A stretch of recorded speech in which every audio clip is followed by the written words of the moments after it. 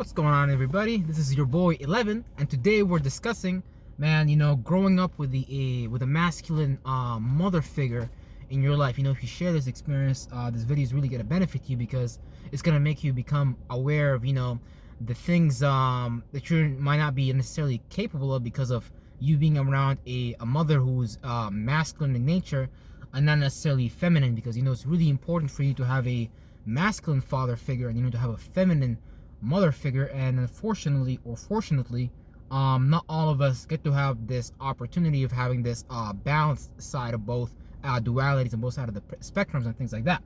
So when you grow up with an extremely masculine mother figure, because I grew up in the Middle East, right? Like my mother and father are from North Sudan, so naturally we practice the religion of Islam and things like that. Now, in Islam, the feminine attribute or the female, obviously, no disrespect to my Muslim brothers and sisters, but at the end of the day, we need to accept and evaluate the reality that we was a part of, especially if you're moving to a different country, like when you're living in the Western side of the world, you're going to be exposed to different things and you're going to see different things. So, growing up with the masculine mother figure in my life didn't allow me necessarily to explore the feminine side of life, especially me being a very me being a feeler of life and me having this need to become very peaceful. Often the masculine expression or the masculine energy can force you into some form of submission and things like that. And we can say in Islam, it means to submit to God and things like that, but speculatively also, because everybody says, as a Muslim, your relationship with God is independent with you, and it's your goal to become the best Muslim possible. So therefore, this also means that not every Muslim is going to be the best Muslim possible. Some Muslims are going to be very, very bad at what they do, and some Muslims are going to maintain integrity and authenticity and carry the will of their religion in a very balanced manner. So obviously we're not talking about everyone.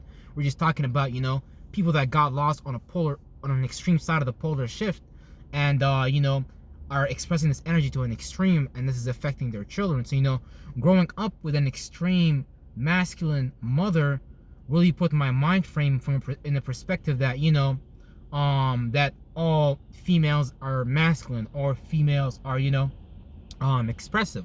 So I really didn't become aware of the feminine energy, of the feeling energy, until like I kind of came here, because females here in the West obviously are allowed to express themselves in a much more feminine manner and things like that. They're allowed to feel themselves through reality, and a part of that reality sort of scared me, because I have never seen that behavior from my own mother.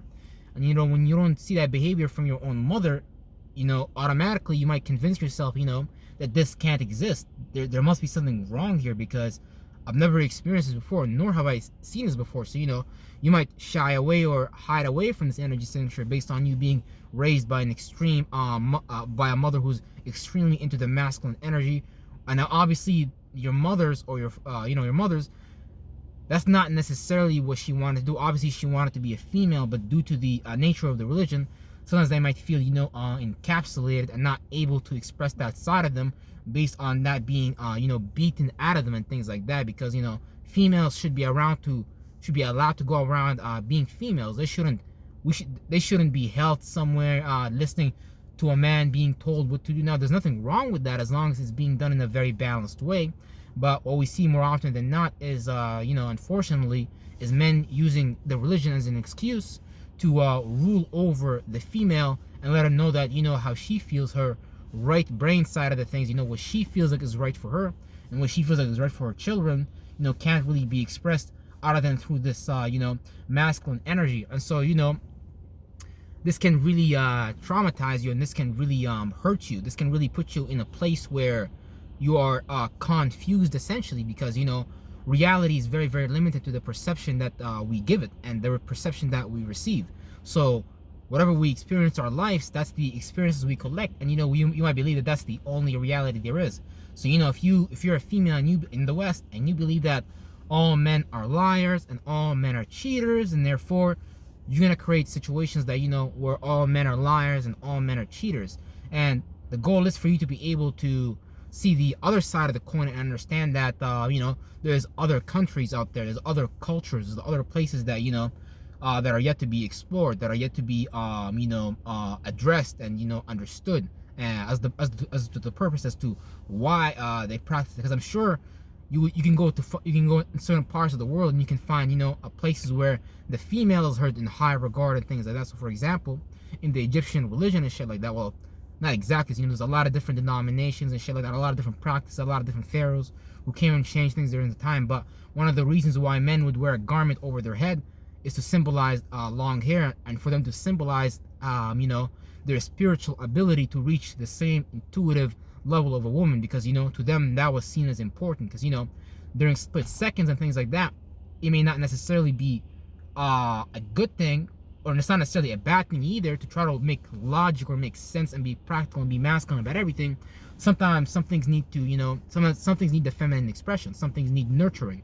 And, you know, this is why females obviously have breasts, because, you know, they need to nurture the child. And, you know, whenever we see a mother feeding her child, that's just symbolism for, you know, somebody nurturing their child and things like that. And, you know, whenever you're not able to receive this nurturing energy to a capacity where, you know, where you are growing properly, because it allows you to grow properly, it allows you to really balance yourself out properly.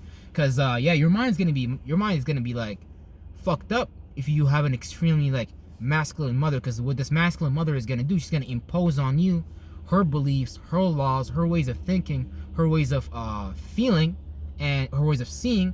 And you might not necessarily want to adopt that. And whenever they see you resisting their way, because you have to understand that your mother as well, she went through this. When her mother, when her father, when her religion, when her people wanted to impose this on her, she felt a different type of way. Her intuition was telling her, nah, Susie, nah, Mary, nah, Maryam, nah, you know, Salima or whatever.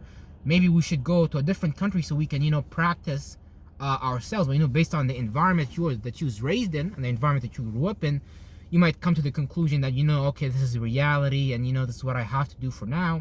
And, you know, it might be what you have to do for now, but, you know, until you get out of that situation and see something different, you know, you might find you a man, and even in the Middle East, who's gonna allow you to express yourself that way, because, you know, they might necessarily believe in that themselves, but because of the environment you're in, it's not gonna allow you to actually go do that. And if you're not intuitive, if you're logical, because in the Middle East, you know, a lot of people that are part of Islam, and not just part of Islam, a lot of people that are, you know, let's say are from India, or, you know, Sikhs and things like that, they also practice the practice of arranged marriage and things like that. And it's a very logical practice, because, you know, you're thinking about what's it called, the things that people what do you call it, I just lost my point a little bit. Yeah, you're making sense out of things way too much. You're making logical sense out of things too much. So, you know, obviously what you're thinking about, how you're gonna pass down the property, you know, how is the wealth is gonna get passed down, because, you know, it needs to stay within the family, and, you know, this family needs to trust the other family. So, you know, in certain parts of the world, of course it makes sense, but it's not gonna allow you to be a whole fully, because, you know, you want to be a holistic person, and you want to focus on being, you know, rather than running around and being afraid and not being sure how to express yourself and how to go about your personal dreams, and how to go about creating this new paradigm, this personal reality that you want to create for yourself and things like that. So, you know, when you go for the extremely masculine mother, it's going to put you in this place where you're going to be trying to logicalize everything. You're trying to make sense out of everything. And, you know, you're going to lose sight of your right brain, your creator brain, and things like that. So, you know, just wanted to drop that nugget on your lap today and express and expand upon that subject, you know, because, you know, it's very important, because a lot of people experience that in their life, and, you know, they may not be, they may not understand, you know, how to go about that from a different perspective. So that's why it's really important. So, you know, appreciate you, love you, and, you know, I'm going to infinitely see you guys on the next video. You better believe it.